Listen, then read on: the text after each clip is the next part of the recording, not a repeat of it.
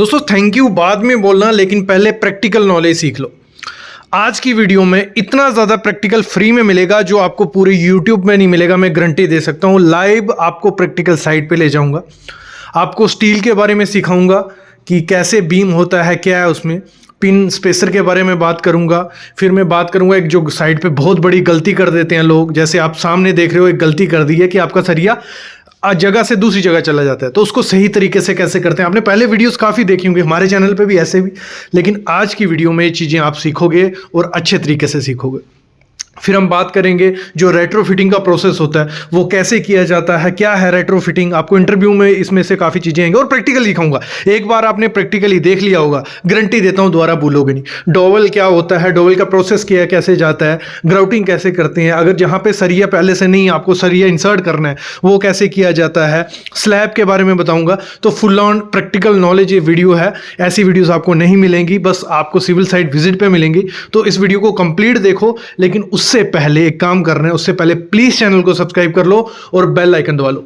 सबसे पहले मैं स्टार्ट ही उधर से करता हूं, जो गलती हम लोग कर देते हैं उसको सही करने का तरीका कैसे है वो बताऊंगा। फिर आगे आगे हम धीरे धीरे बढ़ते जाएंगे। लेकिन आपके लिए मैं प्रैक्टिकल सीरीज न्यू स्टार्ट करने वाला हूं, उसके लिए आपको चैनल को वो लाल बटन दिख रहा है ना, सब्सक्राइब कर लेना है, बेल आइकन दबा लेना है, दोस्तों के साथ शेयर करना है। ऐसी वीडियोस आपको कहीं नहीं मिलेंगी, मैं फिर से बोल रहा हूं, गारंटी देता हूं।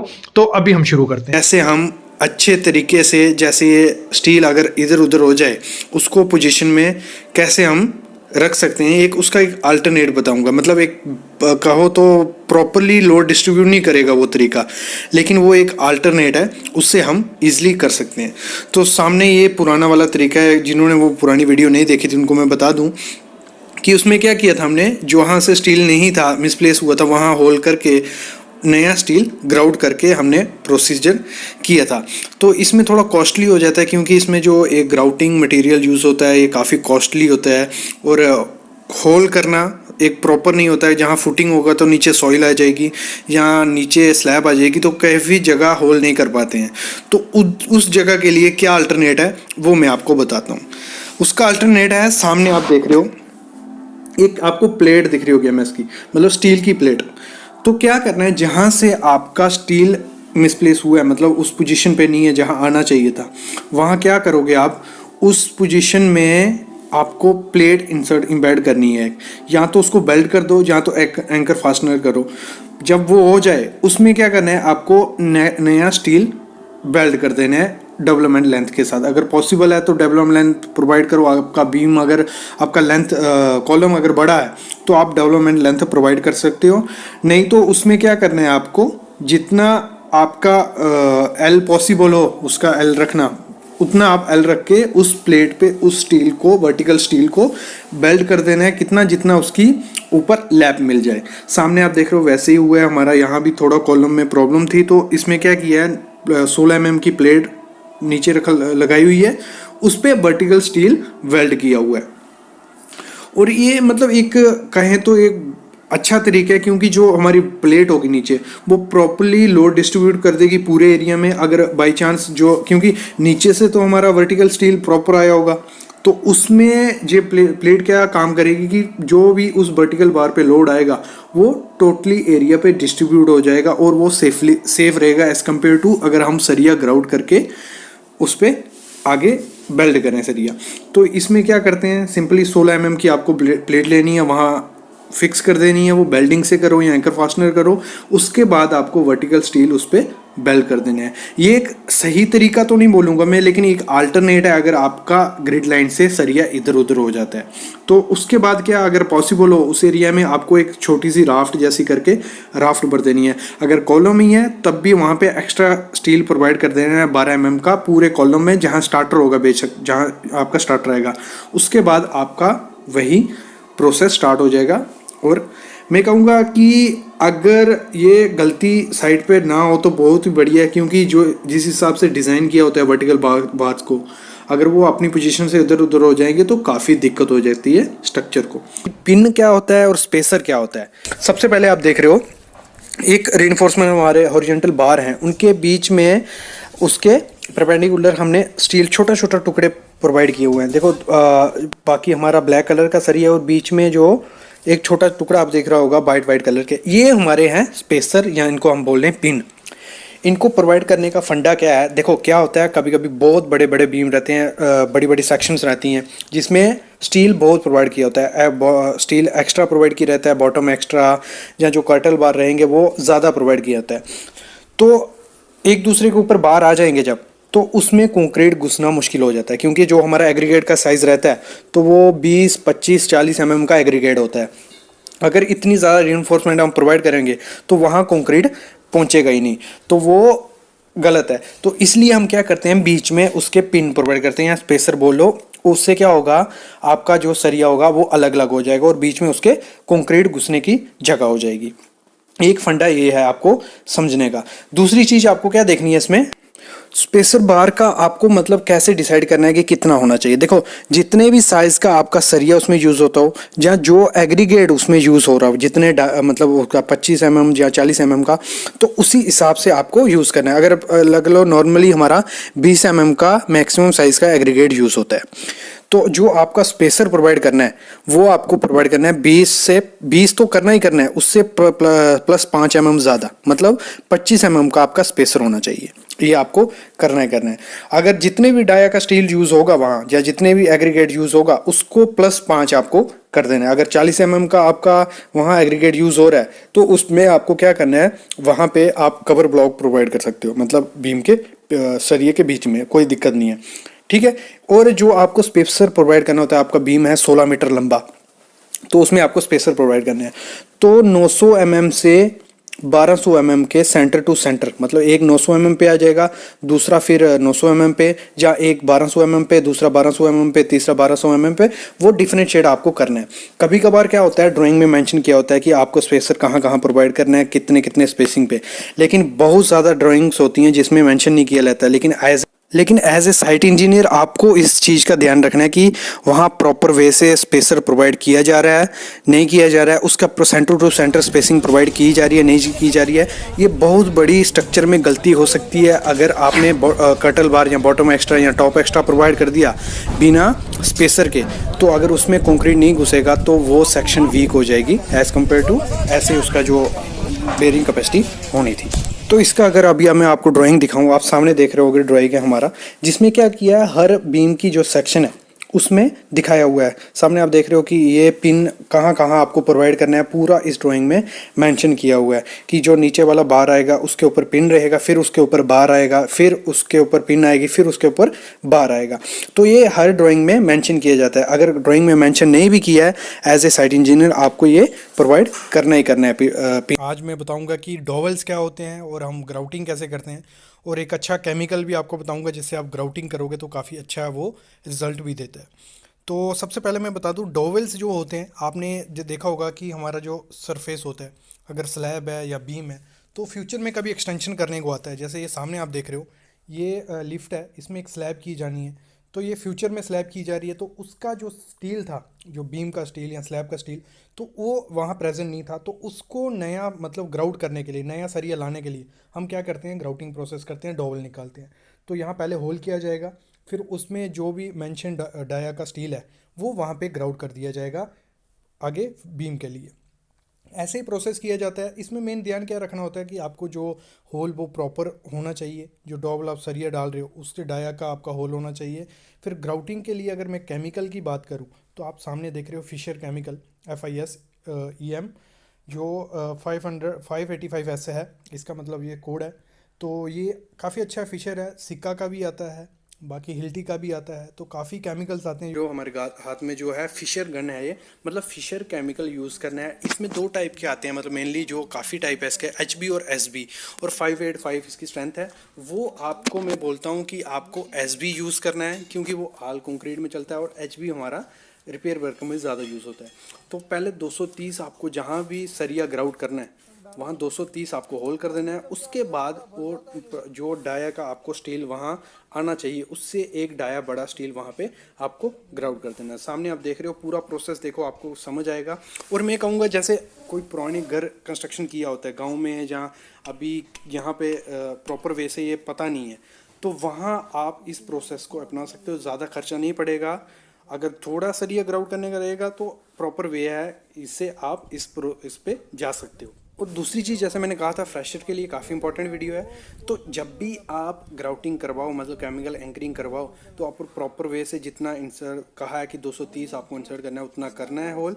उसके बाद उसको प्रॉपर वे से उसकी सफाई होनी चाहिए, उसके बाद ये केमिकल करना है। और इसको थोड़ी देर तक, मतलब बार जो आपने इंसर्ट किए होंगे उसको सुपरविजन में रखना है, कोई हिला विला ना दे। ये चीज़ आपको ध्यान रखनी है। प्रोसेस आप देखो कि कैसे पूरा प्रोसेस करते हैं।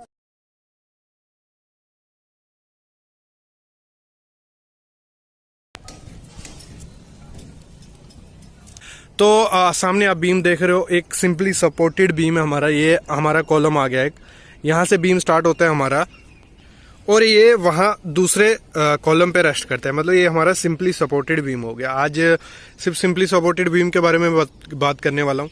तो पहले मैं आपको क्लियर कर दूँ, जो इसका टेंशन जोन है वो नीचे रहता है हमारा।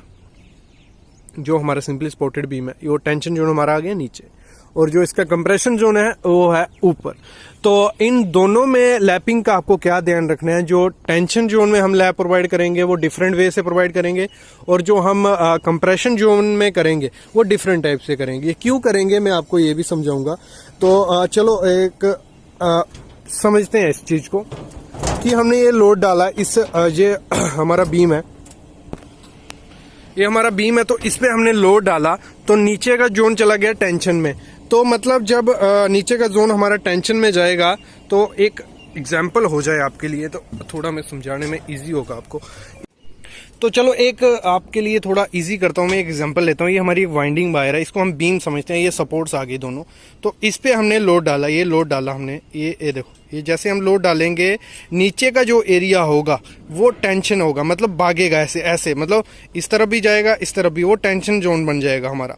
और ऊपर का एरिया जो होगा वो कंप्रेशन होगा, मतलब कॉम्पैक्ट होगा। तो यही चीज है, जब भी आपको नीचे लैब प्रोवाइड करना है, ये ध्यान देना क्या बोल रहा हूं मैं। तो वो सपोर्ट है, ये सपोर्ट है, तो हमेशा आपका नीचे का जो लैप रहेगा वो आपको कभी भी सेंटर में प्रोवाइड नहीं करना है, क्योंकि नीचे हमारा टेंशन जोन कहाँ आ रहा है, सेंटर में आ रहा है। तो नीचे अगर हम सेंटर में प्रोवाइड करते हैं तो वो हमारे लिए काफी ज्यादा रिस्की हो जाता है, उसमें फेलियर के चांसेस काफी ज्यादा बढ़ जाते हैं। और यहां अगर हम बात करते हैं LY4 की, तो LY4 का क्या फंडा है इसमें भाई। 3 जोन पकड़ लेते हैं हम, ये पूरा हम पकड़ लेते हैं। हमारा कितना है, 6 मीटर लंबा बीम है। 6 मीटर कितना, 6 मीटर, तो 6 डिवाइड बाई 4 करेंगे तो हमारा कितना आता है, अप्रोक्स 1500 mm हमारा आता है। तो आपको क्या करना है, तो जहां सपोर्ट होगी आपकी, जहां कॉलम है आपका, वहां से 1500 mm के अंदर अंदर लैप दे दो आप। और बीच में आपको कभी लैप नहीं देना है। कहाँ पे, टेंशन जोन में। और किसने, सिंपली सपोर्टेड बीम में। हमारा टेंशन जोन का है सिंपली सपोर्टेड में नीचे। तो आपको अगर 6 मीटर का बीम है, हम लेंथ ले रहे हैं 6 मीटर की है, तो आपको सपोर्ट से, कॉलम से 1500 mm हमारा आया LY4 के हिसाब से, तो वहां लैप दे देना है। बाकी बीच में आपको 1500 छोड़ देना है। फिर ऐसे ऐसे आपको करना है। मतलब इसको सिंपल लैंग्वेज में समझो कि नीचे में बीम के नीचे में आपको कभी लैप नहीं देना। अगर बात करते हैं ऊपर की, चलो ऊपर हमने जब लोड डाला था, ऊपर हमारी कंप्रेशन हो रही थी सेंटर में, मतलब कंप्रेशन यहाँ। और सरिया अगर हम किसी चीज को कंप्रेस करते हैं तो वो इधर से लोड पड़ रहा है, उठेगी कहाँ से, वो सपोर्ट से, ठीक है। तो सपोर्ट में अगर हमने लैप दे दिया तो वो चीज तो मतलब वहां लैप तो टूट जाएगा। तो इसीलिए आपको क्या करना है, जो हमारा ऊपर कंप्रेशन जोन होगा, कंप्रेशन जोन में आप सेंटर में लैप दे सकते हो। अगर LY3 हम लेते हैं, 6 मीटर का बीम है, तो तीनों 2 मीटर 2 मीटर 2 मीटर, दोनों तरफ से 2-2 मीटर छोड़ के बीच में जो जगह बनेगी वहां हमें लैप दे देना है। ये चीज आपको ध्यान देनी है। अभी हम बात करते हैं, जो सामने आप बीम देख रहे हो इसकी एग्जांपल देख लेते हैं। हमारा वो वहां से लेके यहां तक इसका सेंटर कहां बन रहा है, बीच में। तो इसका लैप कहाँ आना चाहिए प्रॉपर, अगर हमने अच्छे से साइड पे प्रोवाइड किया तो बीच में। तो ये देखो, ये लैप इसका कहाँ आया है, बीच में। मतलब ये जो बीम प्रोवाइड किया है, ये प्रॉपर स्पेसिफिकेशन पूरा कैलकुलेट करके किया कि हमारा लैप जो टॉप का है वो सेंटर में आए, तो ये सेंटर में आ रहा है। और ये प्रोवाइड किया उसकी जॉगल, तो जॉगल भी यहाँ पूरा मतलब अच्छे से यहाँ से लैप। और एक चीज देखना, इसमें ये नहीं है कि सब लैप बीच में प्रोवाइड किए हैं। ये लैप आ गया। फिर हमारा एक पूरा थ्रू आउट बीम जा रहा है, इसका लैप थोड़ा सा आगे होगा 1.2 इंटू लैप। और फिर हमारा ये मतलब स्टैगर्ड करके दिया है, एक लैप पूरा बार, एक लैप पूरा बार, एक लैप पूरा बार, मतलब ऐसे करके इसको प्रोवाइड किया है कि एक जगह भी हमारा लैप नहीं आना चाहिए। और लैप कितना है 50D, मतलब ये हमारा 20 mm का सरिया है, तो 50 इंटू 20 मतलब 1000 mm लैप हो रहा है। यहां से लेके यहां तक हमारा लैप 1000 mm हो रहा है। तो ये हमारा साइड पे भी क्लियर हो गया कि अगर हमारा टॉप में हमारा कंप्रेशन जोन है तो उसका सेंटर में आपको प्रोवाइड करना है, और आपने देख लिया। और उसको कैसे प्रोवाइड करना है आपको, स्टैगर्ड बेस है, मतलब एक साथ भी लैप आपके नहीं आने चाहिए।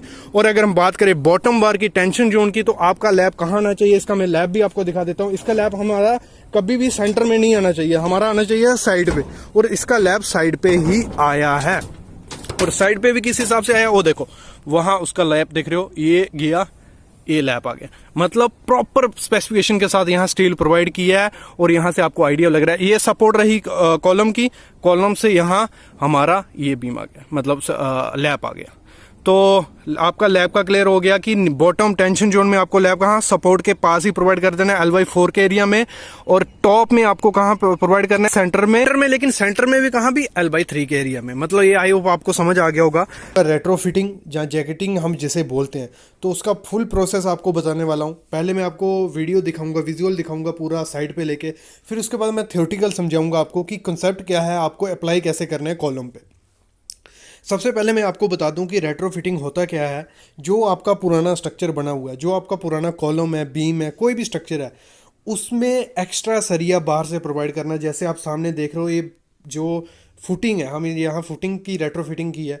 ये एक फुटिंग थी, ये पहले की बनी हुई थी लेकिन पुरानी हो गई थी, उसको नया किया किस तरीके से, बाहर में केज, एक सरिये की पूरी केज बनाई, उसमें बाद में कंक्रीटिंग की गई और वो एक नया जैसा हो गया।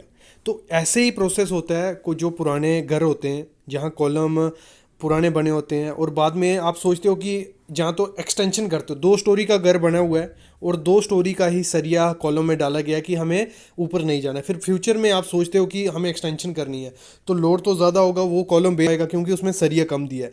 तो तीसरी चौथी मंजिल के लिए हम क्या करते हैं, रेट्रोफिटिंग करते हैं, नीचे से फिर जैकेटिंग प्रोवाइड करते हैं कॉलम को, और बीम को, फुटिंग को, सबको जैकेटिंग की जाती है। किसकी, स्टील की। सामने आप देख रहे हो जैसे एक्स्ट्रा सरिया प्रोवाइड किया जाता है। ये आपको मैं जब थ्योरेटिकल समझाऊंगा ना, उसका फुल प्रोसेस मैं आपको बताने वाला हूँ। तो आप इजीली अपने घर को नया कर सकते हो। आपका घर अगर क्रैक्स आ रहे हैं, आपको लगता है कि ये अभी बेयर नहीं कर पाएगा, अगर फ्यूचर में कोई अर्थक्वेक आया जहाँ 2-3 साल बाद गिर जाएगा, और आप गिराना नहीं चाहते उस घर को, फिर से नए रेनोवेशन करना चाहते हो, तो ये प्रोसेस सबसे अच्छा है और सस्ता भी पड़ता है, इतना ज़्यादा कॉस्टली नहीं पड़ता। अगर तोड़ फोड़ करके घर बनाओगे वो ज़्यादा कॉस्टली पड़ता है। तो अभी मैं फुल प्रोसेस आपको बताता हूँ, आपके जो घर के कॉलम है, बीम है या फुटिंग है, उसको कैसे आप रेट्रोफिटिंग या जैकेटिंग प्रोवाइड कर सकते हो। इसमें भी प्रोसेस रहता है पूरा, हम स्टैंडर्ड वे से प्रोवाइड करेंगे। मैं बताऊंगा पहला स्टेप क्या रहता है, थ्योरेटिकल के साथ साथ आपको वीडियो भी मैं दिखाते जाता हूँ। देखो इसमें क्या है, देखो अगर कोई भी आपने, ये मैं आपको एग्जाम्पल देता हूँ, ये एक बिल्डिंग है, ये 2 बिल्डिंग है, ये आपने कॉलम प्रोवाइड किया है इधर से इधर तक, और वो कॉलम ये है, उसमें आपने सरिया प्रोवाइड किया है सब 12 का, जितने भी नग हैं। तो आप सोचते हो फ्यूचर में कि हमें इधर एक और स्टोरी बनानी है, इधर एक और स्टोरी बनानी है, तो ये जो लोड आएगा इस पे कॉलम पे, वो हमने डिजाइन किया था इन 2 स्टोरी के लिए, ठीक है।